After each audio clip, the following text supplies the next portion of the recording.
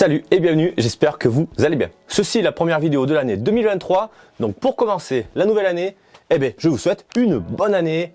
Santé évidemment, bonheur, que tous vos vœux se réalisent. Voilà, donc déjà, j'espère que vous aurez que du bonheur cette année. Pour cette première vidéo, j'ai voulu en fait changer entre guillemets, je vais agrémenter ma chaîne avec des vidéos des modérateurs de mon groupe Facebook. C'est j'aime-3 petits points au plomb, qui d'ailleurs sont aussi modérateurs sur j'aime-3 petits points à la poudre. Ça c'est pour les armes à poudre. Si vous voulez, vous êtes les bienvenus sur les deux groupes. Je vais sûrement faire des épisodes, on va dire, je pense quelque chose comme une fois par mois, avec les modérateurs. C'est-à-dire que eux-mêmes, comme nous ne sommes pas à côté, vont vous présenter ou même faire des vidéos et je les partagerai sur ma chaîne. Donc dites-moi ça en commentaire si vous trouvez ça intéressant, si on continue ces petits formats-là, comme je vous dis, environ une vidéo par mois, ça peut être peut-être deux, on verra. Ça va être suivant en fait ce qu'ils ont envie de tester, ce qu'ils pourront tester et ce qu'ils pourront surtout faire. Moi évidemment de mon côté, je continue mes vidéos. J'avais pensé un petit peu faire ces formats de manière à agrémenter ma chaîne avec un peu autre chose. Et surtout, ça met en avant mes modérateurs, que je remercie parce que grâce à eux, le groupe tourne très bien et c'est quand même un sacré boulot d'être modérateur de groupe Facebook, l'air de rien. Donc il y aura Claudio, Arnaud, Christian, Bernard aussi, à voir si jamais ça lui dit, on pourra vous proposer quelque chose.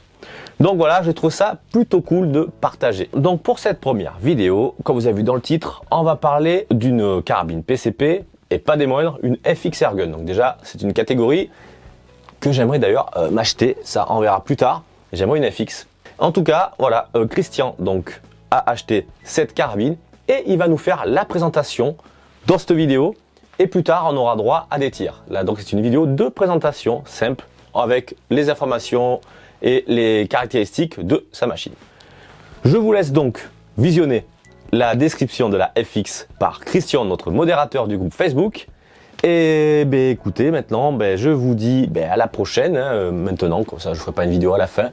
N'hésitez pas à partager, liker, abonnez-vous si ça vous dit. Et on se dit à la prochaine pour une nouvelle vidéo. Allez Christian, c'est à toi. Salut GG, merci pour cette introduction. Alors bonjour à tous les plombés. D'abord, mes meilleurs vœux pour cette année 2023. Aujourd'hui, une fois n'est pas coutume, je vais vous présenter la FX Maverick et pour une fois, c'est un modérateur de votre page adorée qui va vous présenter l'arme. Donc c'est ma dernière acquisition. Il s'agit de la FX Maverick VP.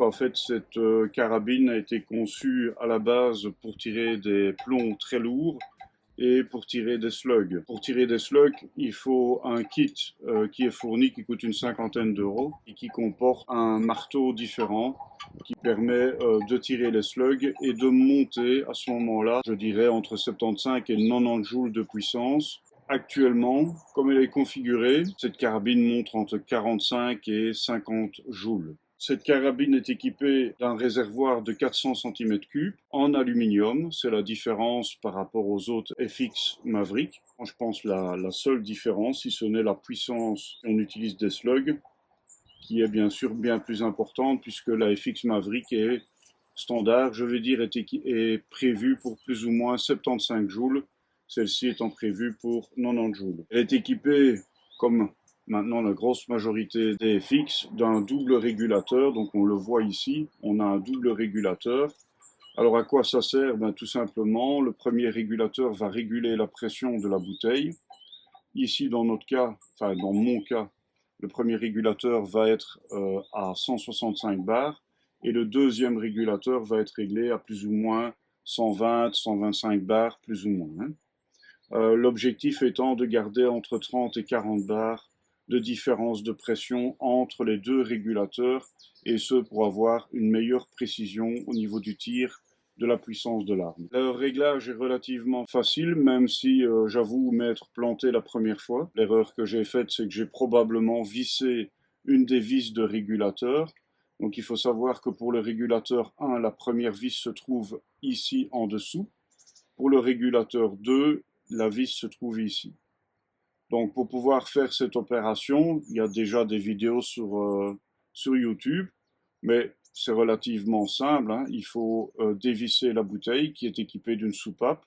On dévisse la bouteille, on tire quelquefois à vide, donc il y a toujours de l'air bien entendu qui sont présents dans les régulateurs, et puis on entendra les régulateurs se vider. Une fois que les régulateurs sont vidés, eh bien on va procéder au réglage du premier régulateur en desserrant celui-ci un maximum. Il parle de mettre plus ou moins la vis à fleur du régulateur. Moi je conseille de dévisser un tout petit peu plus, et à partir de là vous pouvez soit revisser légèrement puisqu'il n'y a plus de pression la vis ici en interne et y mettre la bouteille. Toujours veiller à ce que vous ayez minimum 200 bars dans la bouteille. Donc une fois que vous avez fait ça, vous allez dévisser la vis qui va vous permettre de voir la régulation et la pression maximum qui va s'afficher sur le manomètre. Pour le faire sur le deuxième régulateur, on reprocède à la même opération, on dévisse la bouteille. Une fois que la bouteille est dévissée, on arme, on tire quelques coups à vide et on vide la pression qui se trouve dans les régulateurs. On revisse cette vis à fond, on remet la bouteille, toujours s'assurer qu'on est au-dessus des 200 bars, et puis on va dévisser progressivement cette vis qui va permettre de voir la régulation qui se trouve ici. Et dans mon cas, je l'ai réglé plus ou moins à 125 bars. C'est, on va dire, un nouveau jouet, hein. Je n'ai pas encore tiré beaucoup avec. Le peu de tir que j'ai fait, malheureusement, c'est dans mon jardin, et la distance maximum étant à 20 mètres. Pour le moment, voilà, c'est juste du fun, juste des tests de pression. Elle ira au stand courant de cette semaine, à mon avis mercredi en soirée.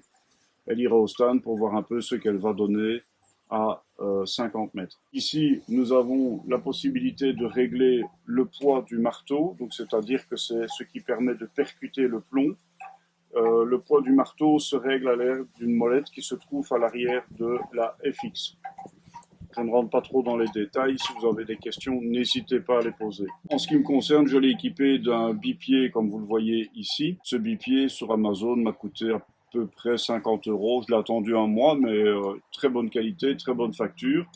Et je l'ai équipé aussi d'une lunette de 6 par 24 sur un oculaire de 50. C'est une FFP, donc l'avantage c'est qu'elle comporte énormément de réglages, dont le parallaxe. Cette lunette, pour info, m'a coûté plus ou moins 140 €, idem, plus ou moins un mois d'attente pour la recevoir, mais honnêtement elle fait le taf. Pour le prix, c'est magnifique.